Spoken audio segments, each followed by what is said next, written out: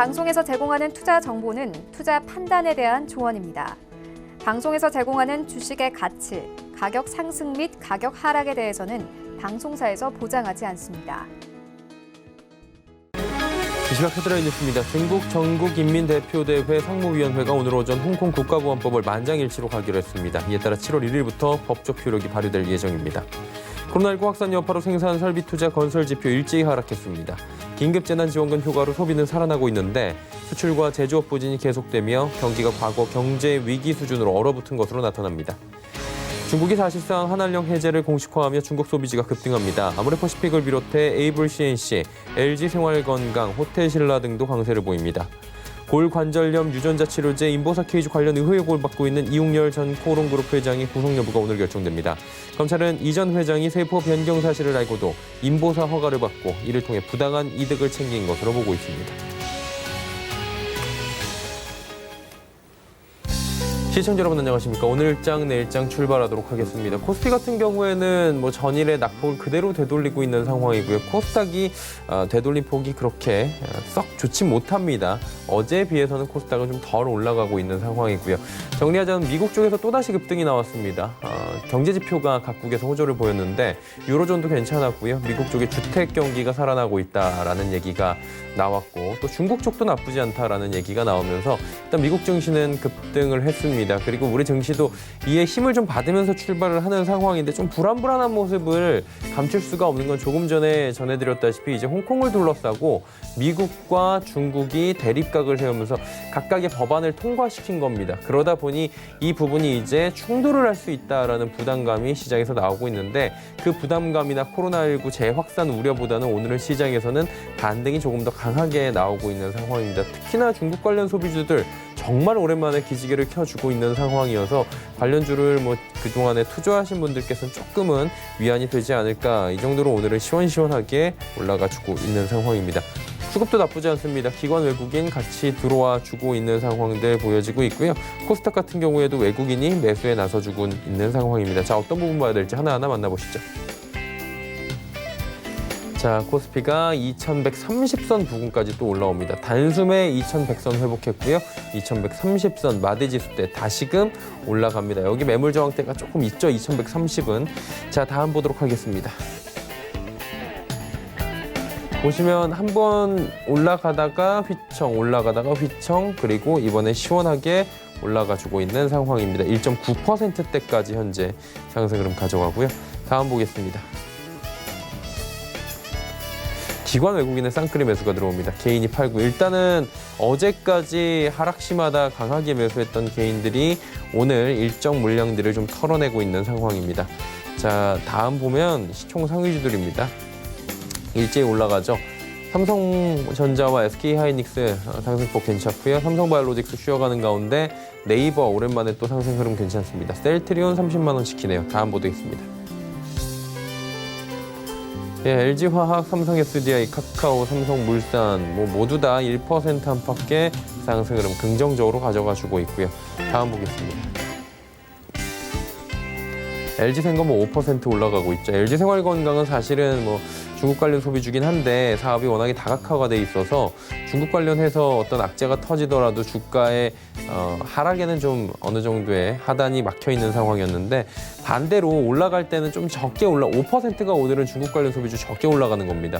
일부 조그만한 종목들은 지금 시총 작은 종목들은 상한가 바로 진입한 종목들도 있었기 때문에 오늘 10시 한 12분 정도에 언론사를 통해서 한한령 해제 단독 보도가 나오면서 오늘 급등하는 모습들이 보여지고 있는 거고요. 현대차 상승폭이 시장 대비해서 적죠. SK 오늘도 하락해서 또 달고 올라옵니다. 꼬리 달고 올라오는 겁니다. 지금 30만 원 부근까지 올라왔고요. NC소프트 90만 원 다시 회복합니다. 현대모비스도 괜찮고요. 다음 보겠습니다. 예, 코스닥 740.31, 740은 또 회복을 합니다. 하루간의 흐름을 잠깐 보시면 44부터 31까지 빠진 뒤에 쭉 다시 V자 모양으로 올라가려는 움직임이 포착이 되고요. 다음 보도록 하죠. 외국인이 사주고 개인이 삽니다. 그리고 기관의 매도 물량이 나옵니다. 자, 다음 볼까요? 셀트리온 헬스케어, HLB, 셀트리온 제약, 그리고 시젠 빠지는 가운데 알테오젠 3.38% 상승합니다. 자, 알테오젠만 올라가는 가운데 다음 볼까요? 일단은 코스닥이 상승폭이 조금 주춤하는 이유는 시총 1위부터 5위 종목들은 조금 부진하기 때문이고요. 나머지 종목들 괜찮죠. 보시는 것처럼 펄어비스 오랜만에 급등합니다. 지금 또 22만 원 부근. 스튜디오 드래곤도 한알령 해제 기대감으로 올라가는데 윗꼬리를 살짝 달긴 했어요. 8만 5천 원대. CJENM도 뭐 같이 올라가죠. 오늘 아무튼 뭐 중국하고 조금이라도 얽혀 있어서 그동안에 특수를 노리지 못했던 종목들이 이렇게 올라가는 모습이고요. 특히나 무형 쪽 CJENM, 스튜디오 드래곤 그리고 보이진 않지만 초록뱀 이런 종목들은 전체적으로 아웃퍼폼이 괜찮습니다. 5G 그동안 많이 올랐는지 오늘 잠깐 쉬어가네요. 다음 보도록 하죠. 제넥신, SK머티리얼, 슈젤도 올라갈 때 시원하게 올라갔는데 오늘 차익 실현 매물 좀 많이 나오네요. 원희가 EPS, 리노공업 올라갑니다. 다음 보도록 하죠. 예, 환율 조정 받습니다. 환율을 둘러싼 시장 환경은 괜찮습니다. 1,200원대 아래에서 계속해서 가져갑니다. 종목 상담 활짝 열려 있습니다. 100원의 정보 이용료 부과되는 샵 0082번을 통해서 보내주시면 2시 50분부터 하도록 하겠습니다. 금일폰 방송에서 제공해드리는 정보는 투자 판단에 대한 조언일 뿐입니다. 해당 주식의 가치와 수익률 보장해드리지 않는다는 점 참고해 주시기 바랍니다. 이 시각 특징주 바로 짚어드리도록 하겠습니다. 정보경 캐스터입니다. 네, 오늘 우리 시장은 중국 정부의 한알령 해제 공식화 소식에 들썩였습니다. 여행주, 면세점주, 엔터주, 화장품주들 상승세를 보이고 있는데요. 6월의 마지막 거래일인 오늘 이 시각 특징주들 지금부터 만나보시죠. 이 시각 종목 핫셀입니다. 아모레퍼시픽, 한국타이어앤테크놀로지, 우진비엔지 오늘의 특징주로 올라와 있습니다. 오늘 가장 먼저 만나볼 종목은 아모레퍼시픽입니다. 앞서 전해드린 대로 중국의 한알령 해제로 오늘 화장품 업종이 급등했는데요. 아모레퍼시픽은 현재 9% 넘게 올랐고요. 거래가 16만 7,500원입니다. 하루간의 흐름도 확인해 보시죠. 오늘 오전 10시를 넘기면서 급등했고요. 최고가 17만 8,500원 터치한 후에 현재는 상승폭을 줄였습니다. 한국관광공사가 7월 1일 중국 최대 여행기업 트립닷컴 그룹의 현지 브랜드와 함께 라이브 쇼를 통한 한국 관광상품 판촉에 나선다고 밝혔습니다. 이는 중국 정부도 한국 단체 관광상품 공식 판매를 인정한 것으로 풀이되는데요. 한국 관광상품이 중국 전역에 공식 판매되는 건 사드 보복이 불거진 2017년 이후 처음입니다. 오늘 이 같은 소식이 전해지면서 토니모리 한국 화장품 코리아나는 장중 상한가를 기록했습니다. 다음 종목 만나보시죠. 오늘의 두 번째 종목은 우진비엔지인데요. 한편 중국에서는 오늘 돼지 독감 소식도 전해졌죠. 이 같은 소식이 전해지면서 16% 넘는 급등을 보여줬고요. 거래가는 2,665원입니다.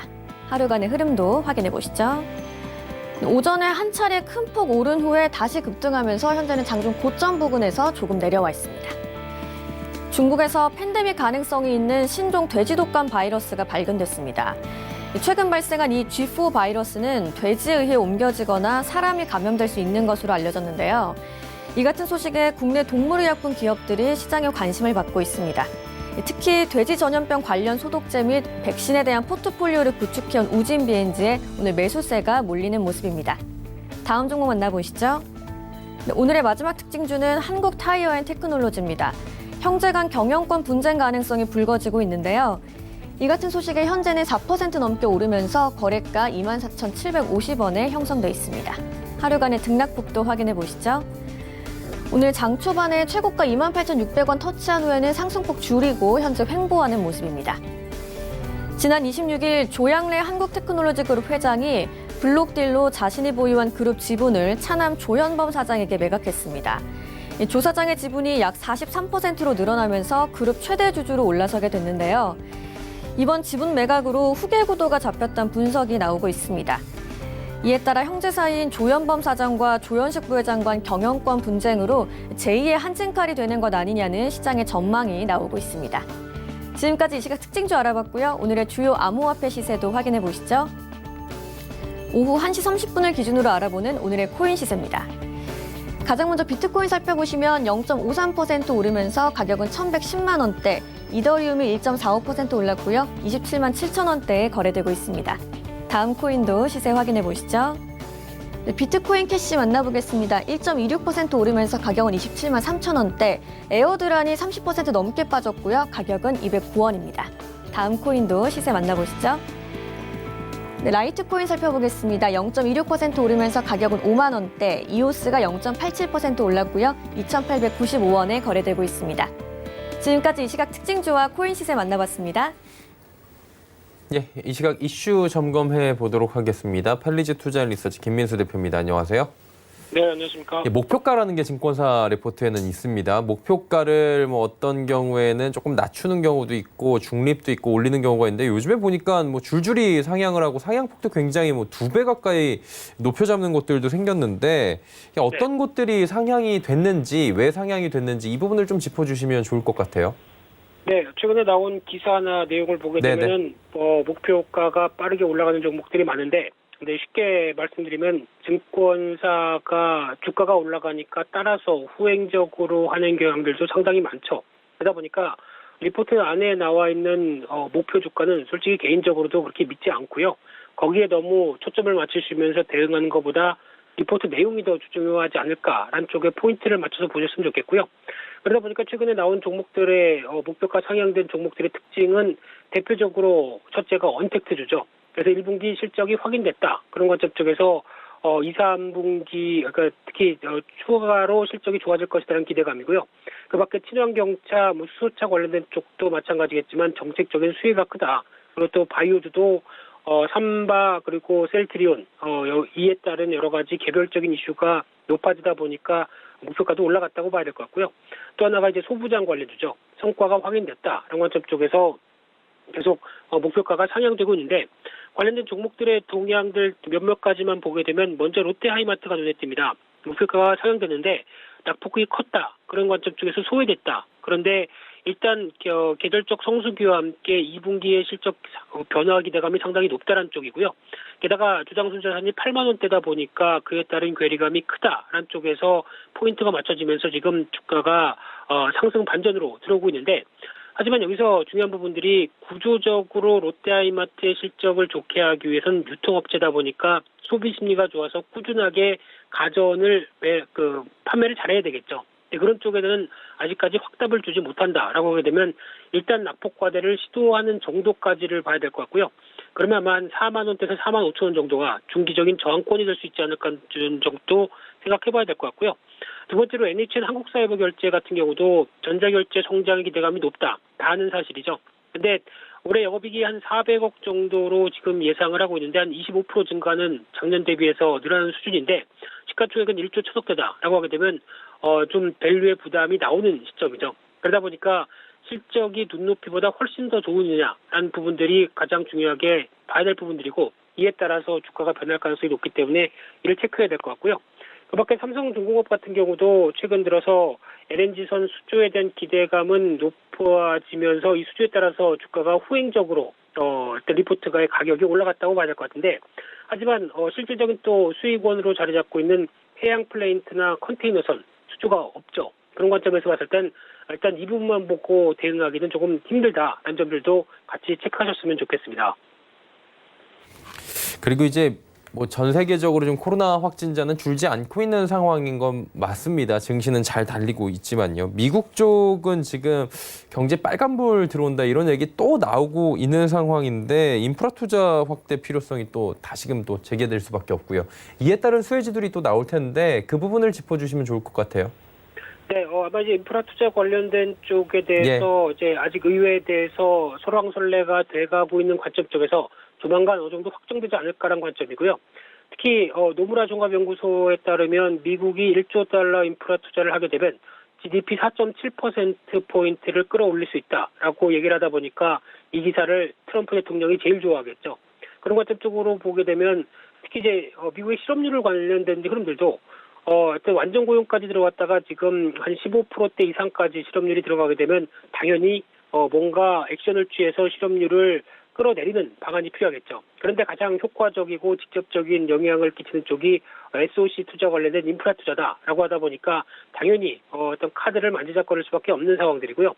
게다가 또 트럼프 대통령 입장으로 봤을 때는 지금같이 쉽게 말씀드리면 좀 코너에 몰려있는 상황 쪽에서 특히 바이든 후보와의 격차가 더 벌어지는 상황 쪽에서 뭔가 경제도 살리고 어떤 대선을 위한 카드를 마련해야 된다는 관점에 의해 되면 당연히 지금 액션이 들어가야 될 걸로 보여지고 있는데 특히 11월 대선이다 보니까 한 적어도 7, 8월 달에는 가이드라인이 나와야 그에 따른 액션이 들어가고 어떤 경제 지표의 변화가 나온다라고 하게 되면 이 부분을 노릴 수 있지 않을까 생각이 들고 있는데, 그런 관점으로 봤을 때 특히 지금 최근에 나오고 있는 어떤 미국의 여러 가지 인프라 관련된 동향을 보게 되면 대부분이 3, 40년 지나다 보니까 초기에 어떤 측정했던 부분보다 더 넓고 오래됐던 부분들이 나오기 시작하는데요. 대표적으로 공항이라든가 댐, 상하수도, 그리고 또 철도를 제외한 수로, 도로, 교량, 모든 이런 쪽의 부분을 보게 되면 D등급 이상으로 나오기 시작합니다. 그렇다는 얘기는 많이 노후화됐기 때문에 교체가 필요하다는 쪽이죠. 그런 관점으로 봤을 때 시간이 더 지나가게 되면 지금 현재도 2017년도 기준으로 한 3조 9천억 달러가 필요하다고 하는데 더 지나게 되면은 더 자금이 커질 수밖에 없기 때문에 지금이 적기다라고밖에 또 볼 수 없는 상황들이죠. 그런 흐름으로 보게 되면 미국 이제 인프라 투자가 확정돼서 변화가 나왔을 때 가장 또 수혜를 받을 수 있는 쪽은 그래도 어떤 건설 기계 관련된 굴삭기 쪽에 대해서 관심이 높다라고 하게 되면 대표적으로 현대건설기계나 두산 밥켓, 그리고 또 그에 따라서 부품이 들어가는 DY 파워, 게다가 또 전력선 통신선 쪽에 강점이 있는 LS, 그리고 또 상하수도 같은 경우는 강관이다 보니까 세아제강, 그리고 또 5G도 이번에 인프라 투자 관련된 쪽에 들어가죠. 그러다 보니까 KMW 이런 종목들도 같이 수혜를 받을 수 있다는 관점으로 보여지고 있는데, 그런 흐름 쪽으로 보게 되면 전반적으로 미국뿐만 아니라 중국이나 인도까지도 이런 인프라 투자 쪽의 확대를 통해서 경기 부양책을 사용할 수 있다. 이런 관점이다 보니까 계속 기대감이 높다고 봐야 될 부분들이고요. 그중에서 그래도 종목을 고른다라고 하게 되면 가장 먼저는 두산 밥켓으로 보여지고 있는데, 주가 탄력은 좀 부진합니다만 오히려 이 부분이 확정돼서 움직인다라고 하게 되면 오히려 어떤 단기 모멘텀도 강화되면서 나오지 않을까라는 생각도 들고 있는데, 하지만 이제 아직 그 두산 밥켓 같은 경우는 두산그룹의 구조조정과 함께 조금 복잡해지는 양상이죠. 그러다 보니까 짧고 강한 시세만 노리는 게 일단은 맞지 않을까 생각되고 있고요. 두 번째는 진성 TEC입니다. 이 회사 같은 경우는 특히 건설 중장비 관련된 부분뿐만 아니라 지금 연료전지 사업 쪽에서도 두산 퓨얼셀의 수소연료 전지 부품을 독점 공급합니다. 그러다 보니까 알려지지 않은 수소 관련된 종목이죠. 수소차 관련된 종목이다 보니까 이에 따른 기대감도 나올 수 있겠다라는 관점 쪽에서 밸류도 그렇게 비싸지 않습니다. 그러면 관심이 좀 높아질 필요가 있지 않을까 이렇게 보여지고 있습니다. 하나만 좀 더 여쭤볼게요. 한알령 갑작스럽게 좀 오늘 오전에 해제가 됐다라는 기사가 나왔거든요. 중국 소비주가 정말 오랜만에 급등을 하는 거예요. 굉장히 반가운데 급등 자체도 어떤 종목들이 움직이고 있고 업종 동향은 어떤지 잠깐 살펴주실 수 있겠습니까? 네, 일단 한알령 관련된 쪽의 기대감이 중국 소비주로 불러일으키는 오늘 뉴스와 함께 움직이는 흐름을 보였는데요. 네, 여기서 주목할 사실은 항상 한알령 해제 얘기는 C트립이라는 회사로부터 나왔습니다. 그래서 거기서 뭔가 콘텐츠 변화가 나오고 흐름이 나오게 되면 기대감을 높이는 게 지금까지 몇 차례 있었던 부분들인데, 특히 오늘 같은 경우 지수가 오르다 보니까 좀 그동안 많이 소외됐던 종목들이 움직이는데 일조를 한 건 사실이지만 뉴스를 잘 읽어보면은 크게 특별히 바뀐 건 없습니다. 특히 개별 여행객만 인허한다는 분위기고 단체 관광객 그리고 크루즈 여행, 온라인 이런 쪽은 여전히 불어죠. 그러다 보니까 아직 기대감을 너무 높일 수준은 아니라고 봐야 될 것 같고요. 또 하나 이제 중국이 아무래도 최근 들어서 입지가 위축되는, 그래서 즉 또 미중 간의 갈등이 깊어지다 보니까 계속 주변국들을 챙기자는 입장 쪽에서 개연성은 높아지고 있는 상황들인데, 또 미국과의 눈치도 봐야 되는 상황들이죠. 게다가 또 가장 중요한 사실은 중국 소비주가 움직이려고 하게 되면 중국인 관광객들이 들어와야 됩니다. 근데 중국인 관광객들이 지금 한알령이 해제가 된다고 하더라도 코로나19 사태로 인해서 여행 심리가 확 살아나지 않는다라고 하게 되면 상대적으로 어떤 면세점이나 화장품 이와 관련된 소비주가 움직일 만한 배경은 시간이 더 필요하다라고 봐야 되겠죠. 그래서 결론은 중국 소비주와 움직임은 어떤 코로나19 사태의 확산과 좀 연결돼 있다는 관점 쪽에서 해석하는 게 맞다고 봐야 될 것 같고요. 상대적으로 그래도 비대면으로 계속 어느 정도 영향력을 확대할 수 있다라고 하게 되면 컨텐츠주가 그중에서 제일 관심 있게 봐야 될 섹터가 아닌가, 그렇게 정리해서 말씀드리겠습니다. 네, 펠리지 투자인리서치 김민수 대표와 함께했고요. 오늘 말씀 여기까지 듣겠습니다. 고맙습니다. 네, 감사합니다. 네, 이슈칼럼 이어갑니다.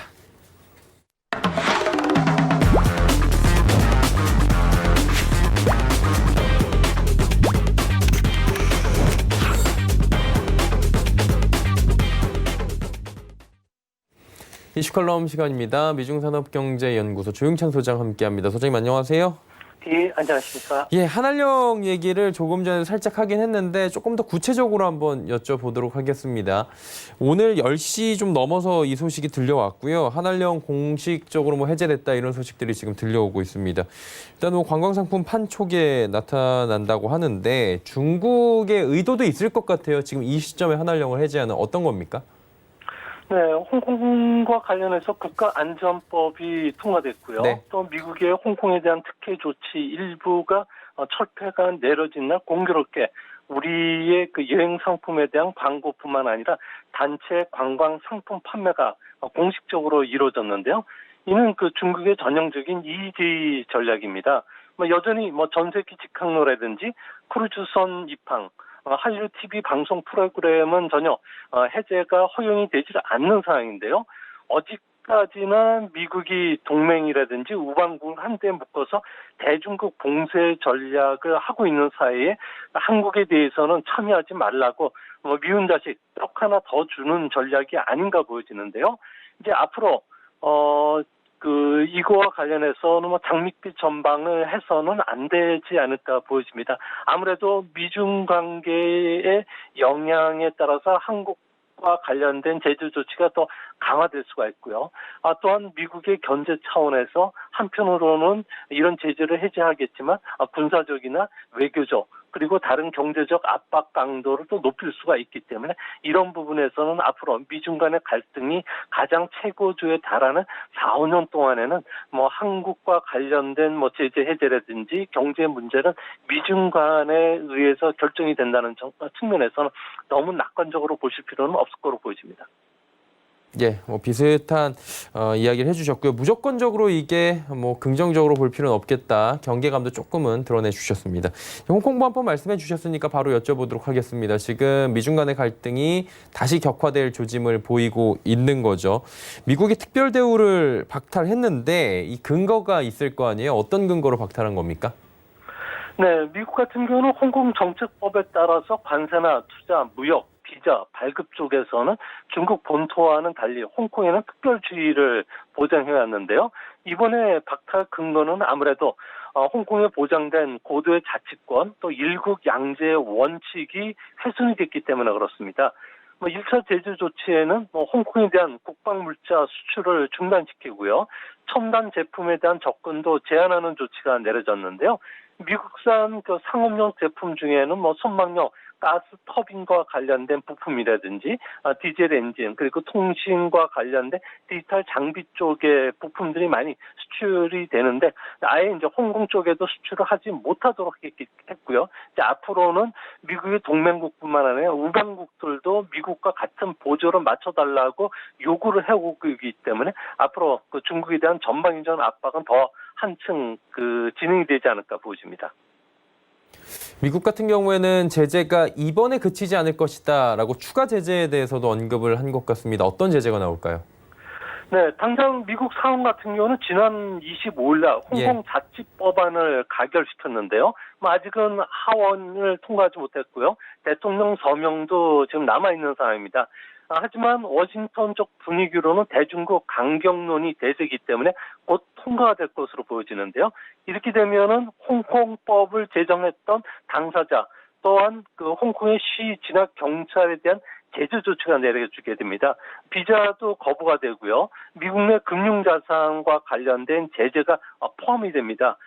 또한 트럼프 대통령 같은 경우에는 지난달 29일 날 홍콩 국가안전법을 천행한다면은 홍콩에 대한 우대 조치를 폐지시키겠다고 밝혔기 때문에 비자 발급뿐만 아니라 중국에 대한 관세 혜택도 해제가 될 가능성이 높고요. 이렇게 된다면은 전면적인 자본 이동 부분, 특히 미국에 상장되어 있는 중국 기업들에 대한 제재가 더 높아질 수밖에 없지 않나 보여집니다. 이제 앞으로 홍콩 같은 경우에는 이런 제재 조치가 진행이 되면은 아시아의 등불이 아니라 중국 650개 도시 중에 하나로 전락할 가능성이 있어 보입니다. 이게 중국이 일방적으로 타격받고 끝날 건 이번에도 아닌 것 같고요. 미국 측도 좀 타격이 올 것 같습니다. 미국은 어느 정도의 지금 경제적으로나 여러 가지 타격을 좀 보게 될까요? 네, 미국도 준비 과정 없이 바로 시행을 네. 한다면은 미국 기업의 부메랑이 될 것은 틀림없는데요. 미국 같은 경우에는 2018년에만 홍콩에 825억 달러를 투자했고요. 1,300여 개사가 홍콩에 본사를 두고 있습니다. 이 본사들이 아시아 전역을 총괄하고 있는데요. 홍콩에 거주하는 미국인만 8만 5천 명에 달하고요. 매년 300억 달러 넘게 홍콩과 관련된 무역 흑자를 내고 있는 상황입니다. 이제 홍콩은 미국 기축 통화와 관련해서 지지 역할을 해주어왔고 또 글로벌 금융 시스템을 지원해주는 기능을 맡아왔기 때문에 이런 기능이 약화된다면 아시아 금융시장의 그 혼란이 이제 찾아올 가능성이 있고요. 우리나라를 비롯해서 세계 각국들 같은 경우에는 연구원 한 800억 달러 그리고 일본 같은 경우는 650억 달러가 홍콩을 통해서 아시아뿐만 아니라 중동, 아프리카까지 돈을 빌려주는 이런 역할을 해주는데 이런 기능이 손상이 되면은 상당한 충격이 있지 않을까 보여집니다. 이게 미국이 조금 전에 말씀해 주신 대로 지금 어느 정도 타격이 있을 수 있다고 했는데 그럼에도 불구하고 강대강으로 가거든요. 이유가 있겠죠?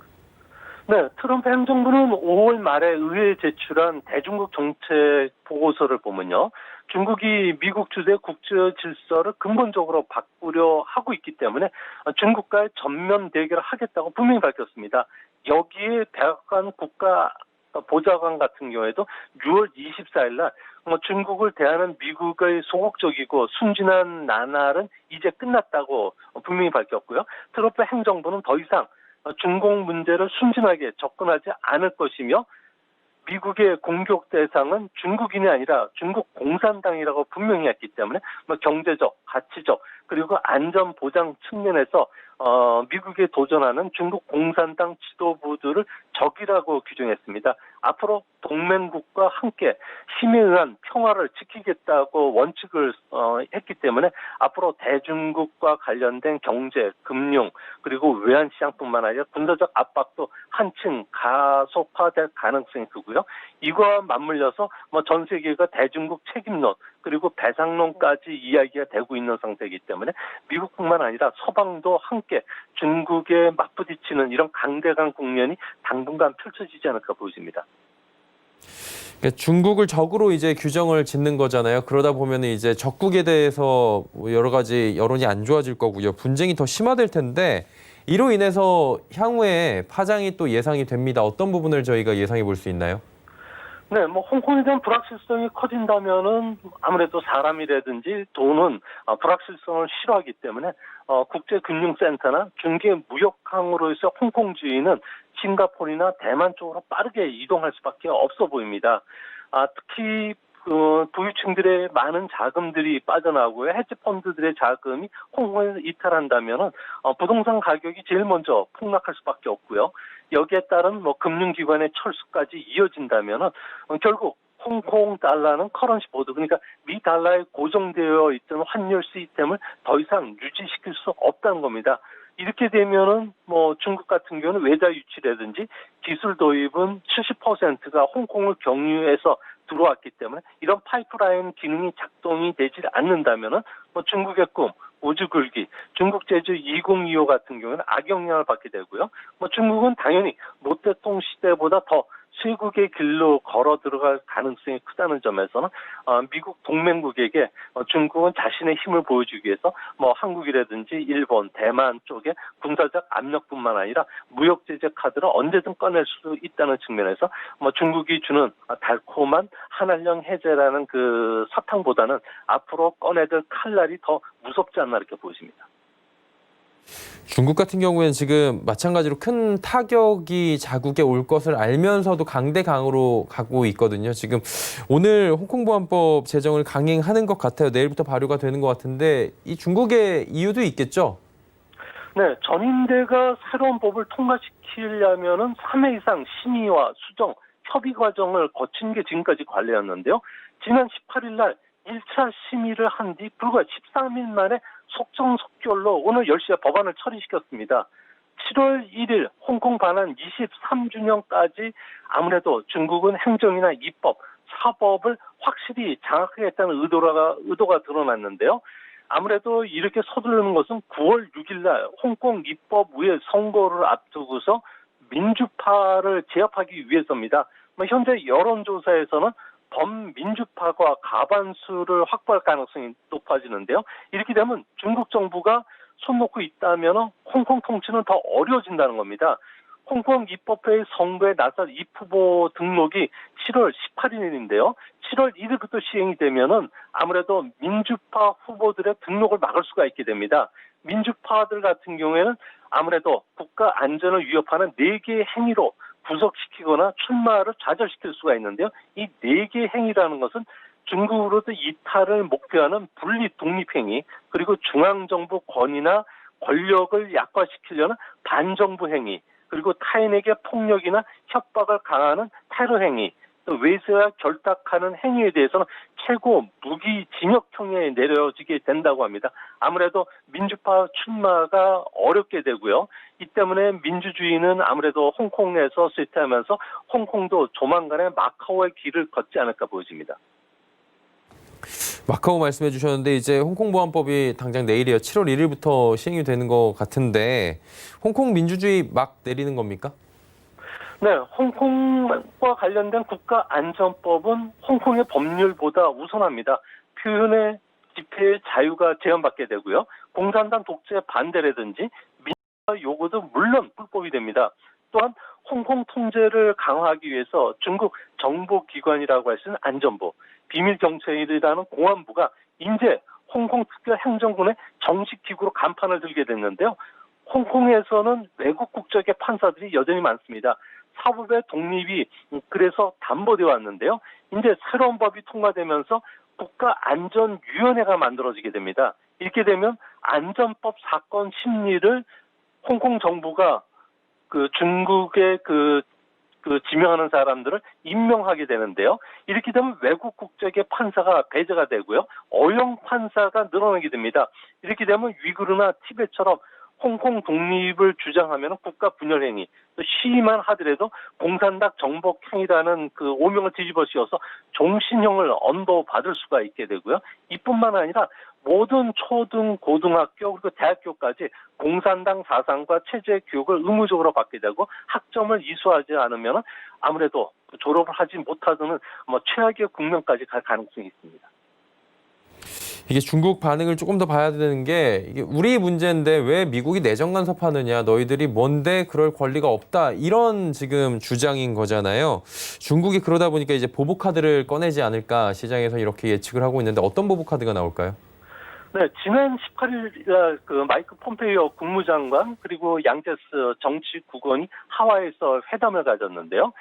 미국이 홍콩에 대한 제재에 나선다면은 중국은 무역 합의를 파기하겠다고 이야기했습니다. 근거는 중국이 미국과의 무역 합의와 관련해서 상호 존중과 평등이라는 기본 원칙에 입각해서 체결이 됐던 만큼 미국이 합의 정신을 훼손시켰다는 거죠.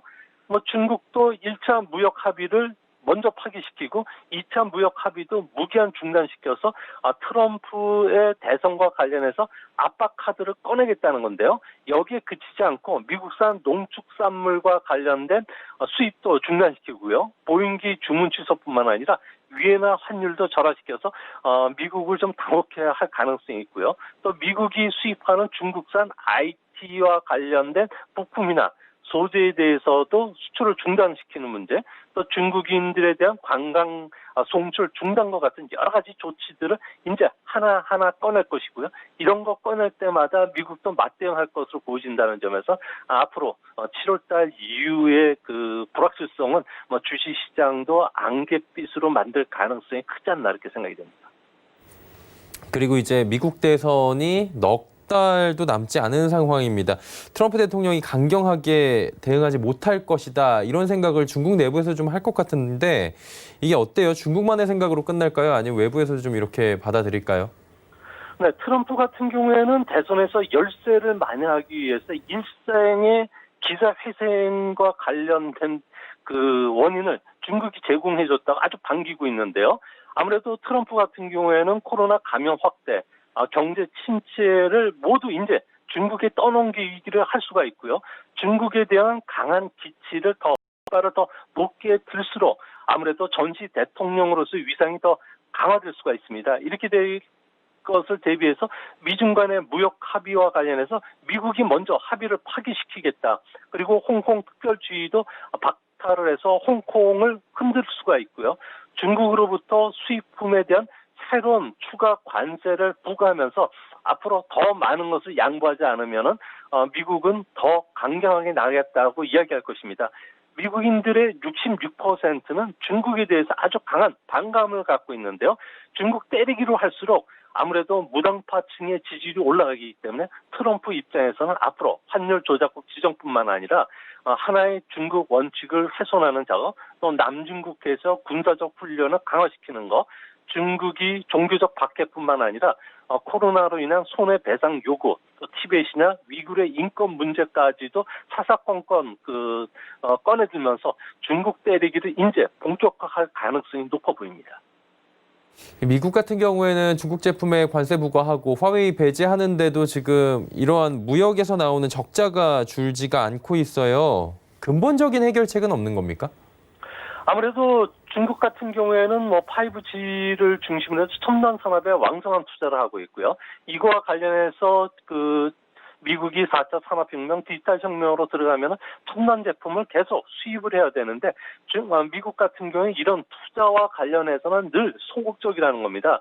아무래도 중국 같은 경우는 자유시장 경제가 아니기 때문에 무역 전쟁이란 옛날 방식의 진부한 제재만으로는 아무래도 미국이 글로벌 경쟁력은 높일 수가 없을 거로 보여지고요. 또 이런 상태가 계속이 된다면은 아무래도 중국은 시간상 문제일지 기술이나 경제, 군사 초강대국 반열에 들어서고 미국의 주도권을 뺏는 것은 시간 문제가 아닌가 보여집니다. 이 때문에 미국 같은 경우에는 앞으로 10년간 8조 이런 IT나든지 디지털과 관련된 핵심 쪽에 투자를 해야지만 되는데 트럼프 생각은 아무래도 표를 의식해서 그런지 몰라도 전통적인 재래산업 그리고 친환경 산업과 관련된 투자에 대해서는 상당히 소극적이라는 측면에서 앞으로 미중 무역 관계는 앞으로 안개빛 그러니까 앞으로 어떻게 전개될지 모르는 불투명 상황이 계속되지 않을까 보여집니다.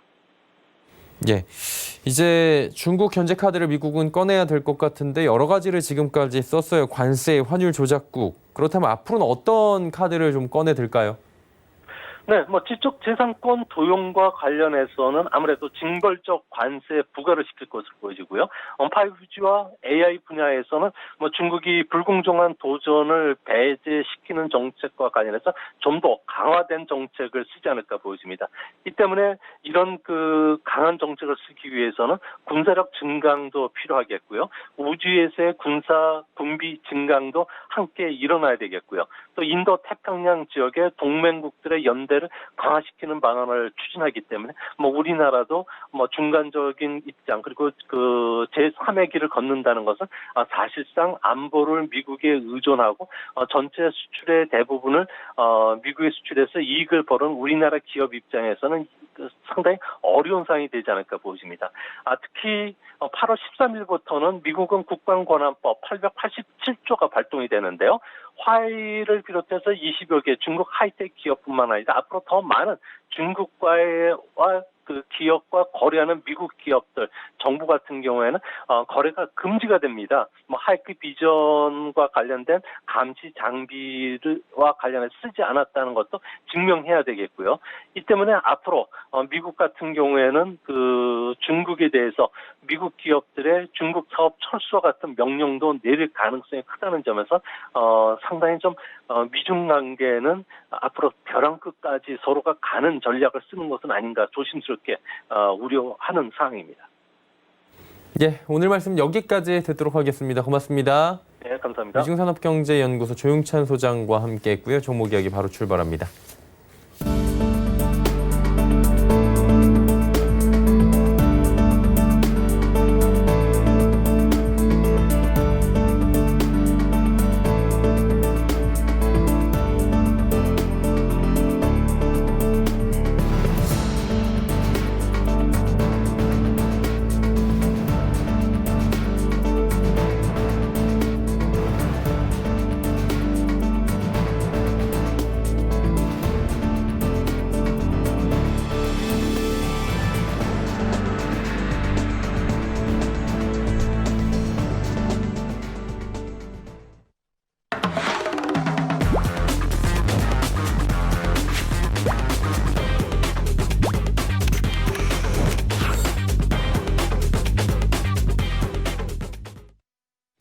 네, 이제 종목 이야기 바로 출발해 보도록 하겠습니다. 샘플러스의 김선윤 전문위원 연결돼 있습니다. 안녕하세요.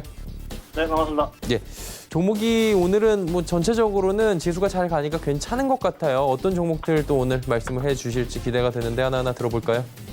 네, 하나씩 좀 말씀드리도록 하겠습니다. 자, 우선 첫 번째 종목입니다. EID라는 종목입니다. EID인데요. 우선 종목 자체가 200원대인데 오해를 하지 마시고 우선 EID 종목 거래소 종목이고요. 액면가가 200원이고 시총은 1,200억가량 됩니다. 문제가 뭐냐면 주식수가 55억 주입니다. 그래서 이제 싸긴 한데 싸 보일 수 있는데 결코 이제 싼 종목은 아니고요. 주식수에 맞춰본다면은 딱 모습은 보이고 있어요. 근데 재밌는 점은 이 종목이 이제 기존 이제 화장품 중국향 매출을 좀 올리고 있기도 그렇고 인도네시아 쪽도 그런데 최근에 이제 이 최대주주가 이화전기인데 이화전기에서 대규모 자금 수요를 받고 나서 이 회사가 회사들을 이제 인수를 하기 시작합니다. 몇 가지 회사들이 있는데요. 뭐 자회사 중에 그러니까 대표적으로 뭐 여러 회사들을 인수를 하고 있는데 재밌는 점은 인수하고 있는 모든 회사들 자체가 2차전지 관련주라는 겁니다. 그래서 그 상장사 중에서 EQ셀이라고 이제 코스닥 회사인데 거래 정지가 되어 있어요. 근데 이제 10월에 풀릴 것이라고 예상을 하고 있는 그런 상황이고요. 그 다음에 자회사 GE, 그 다음에 KTI 등등 전부 다 2차 전지 관련 회사들을 싸그리 인수하고 있습니다. 자, 재밌는 점은 액면가가 200원인데 현재 주가 225원이고요.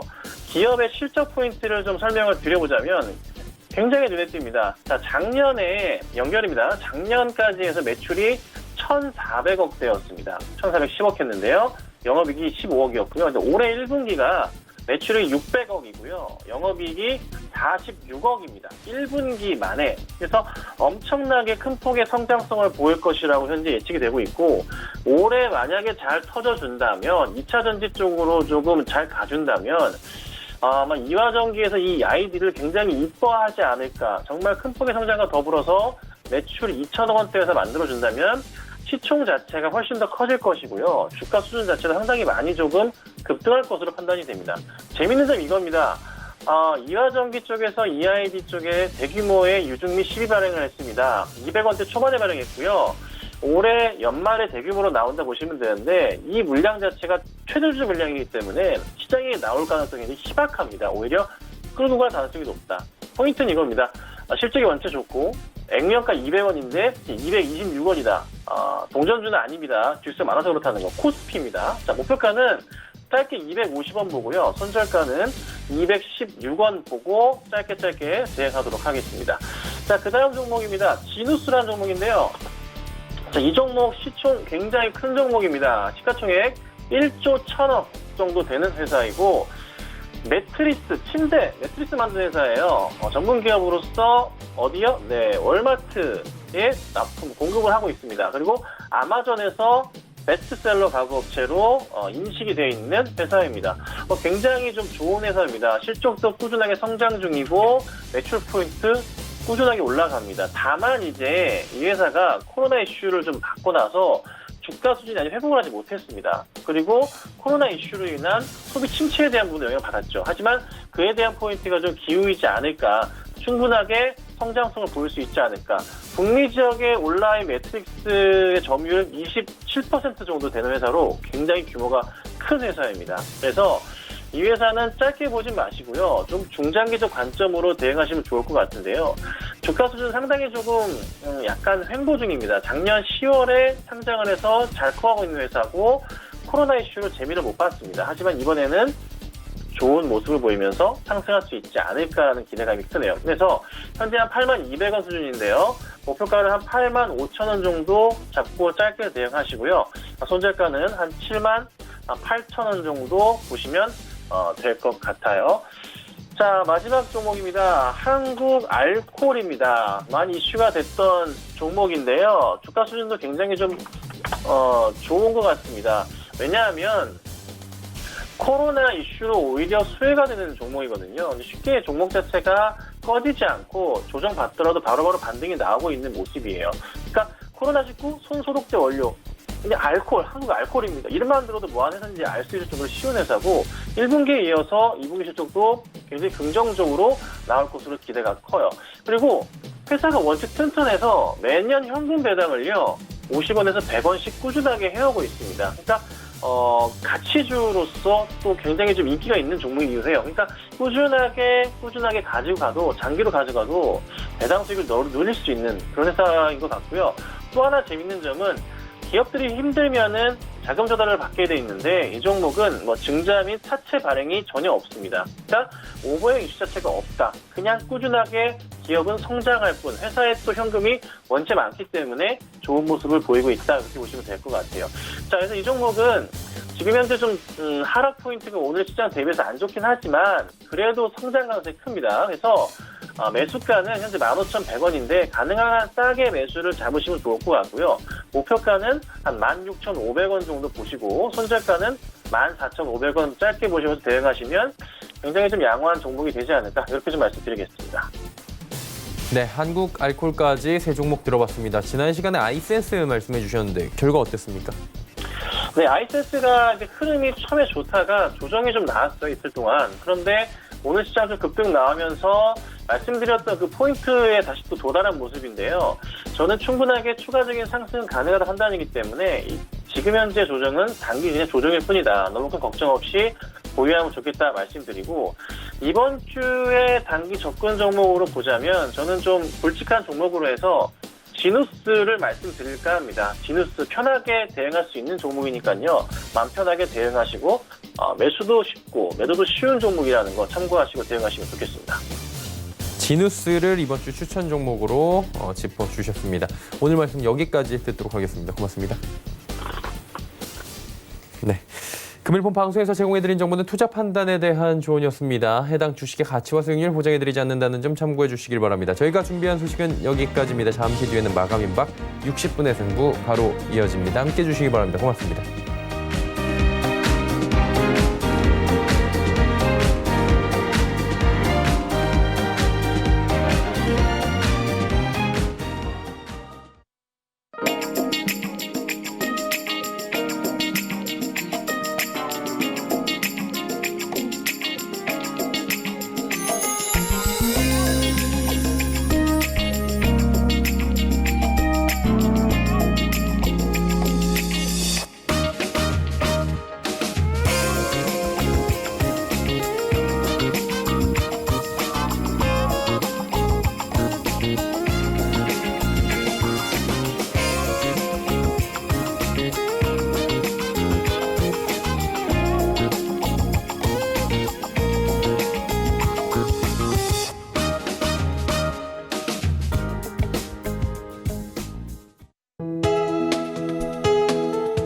방송에서 제공하는 투자 정보는 투자 판단에 대한 조언입니다. 방송에서 제공하는 주식의 가치, 가격 상승 및 가격 하락에 대해서는 방송사에서 보장하지 않습니다.